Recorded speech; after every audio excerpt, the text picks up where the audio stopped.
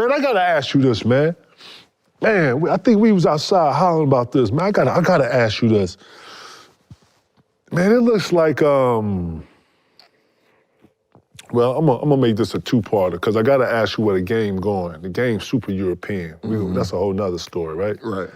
But when I'm watching the league, man, Joker about to win his third. He's about to win his third straight MVP. And when I look at the abundance of talent in the league, I can't sit up here and say like, oh my, I can't sit up here and say I got Joker right here and everybody right here. Like, 3 straight in a row, bro? Man, you gotta give me something more, man. I mean, it's This is no knock to Jokic because he's an he's a Hall of Fame talent. He's I was gonna ask hell of a player. I was gonna ask you. Hell of a player. I was gonna ask you. I've witnessed it personally. Is it the system though, Boogie? Could you pick him up? I think he created the system. I don't think this was a system put around. I think he created that system because he's that talented. So the offense that I think Malone he created. put in, he just using Jokic as the, Yes. You know, long time ago, 76, the Portland Trailblazers used Bill Walton like this, where he was just doing all this with Johnny Davis and all the guards they had. Do you see, is it something like that where they just playing through him and he just making everybody better? He blowing Billy out the water, bro. He blowing Billy out the water. I'm just saying, in the times where, in that time in 76, 77, the Trailblazers were using Bill that way. It was more so half court. This is a full court game now. Yeah. That's what I'm saying. He's blowing Bill out there. They still bringing the ball down, throwing it to Bill. Then he's making. I'm saying he's going through it. The offense going through him. Same shit. He's bringing it up. Yeah, he initiating it. Yeah, Bill wasn't initiating. Yeah, he wasn't. Jamal Murray's taking the ball out, giving it to him. Facts. Damn, that's a play. Come on, bro. He coming down and initiating. He's created the system. But I'm not okay with it being 3 MVPs in a row because it then becomes a conversation of, is this the best basketball player to ever touch a basketball? And I think we can all agree on that and say it's not. Not saying he can't be, not saying he doesn't deserve more down the road, but at this stage in his career, I'm not okay with saying that. He hasn't won anything.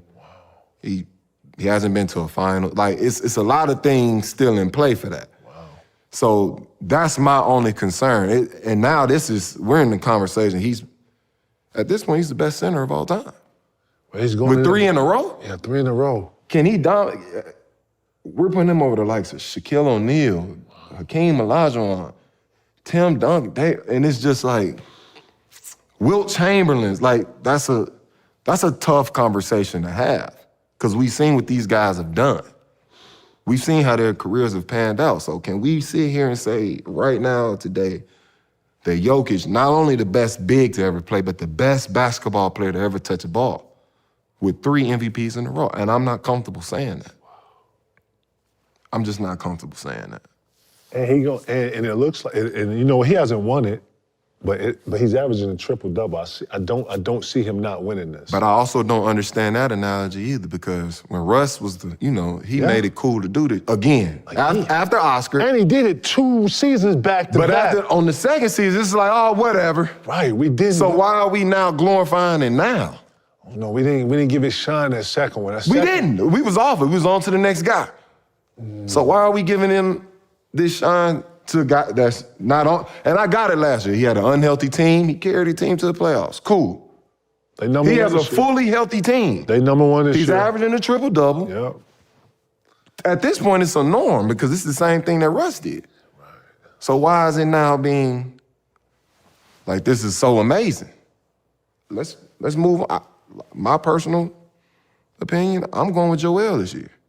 Think Joel got a chance to win? I think with this new young generation of players, outside of Bron, KD, and all those guys, this new generation, those 3 guys are the most dominant. 2 of them already gotten their flowers. Let this young guy get his flowers, man. Because he deserves it. How much longer does he have to put in his work to get his flowers? He's leading the league in scoring. It's going to be hard. It's not hard. The league always looks at the teams that are winning. That's not true. I'm telling you. We just spoke on 2 guys. Jokic wasn't winning last year. Nope, he wasn't. Russ wasn't winning that year. What they go to? They go to the efficiency shit? What's I don't know what. That's what it changes. It's like, who do we love this year? What storyline are we pushing this year? Narrative, yep. I'm going to keep it a buck. And not taking anything away from Russ, but it became the storyline when KD left. That's solid. Then once it happened, they went on to the next story. Right, and then he did it the next year. So if it's about being number one and winning, Steph should have multiples. Facts. Bron should have multiples. Facts. Shit, Devin Booker should have MVP. They were number one in the West for a couple years. 3 years ago, yeah. What are we talking about? Strong arguments. I hear what you're saying. So I don't know what the requirements are to become MVP. Man. Because it's kind of all over the place. Yeah, it is. Who do we like this year? Who's the favorite? Who we kissing ass to this year? Let's just keep it a buck. I don't know. I don't know what the requirements are.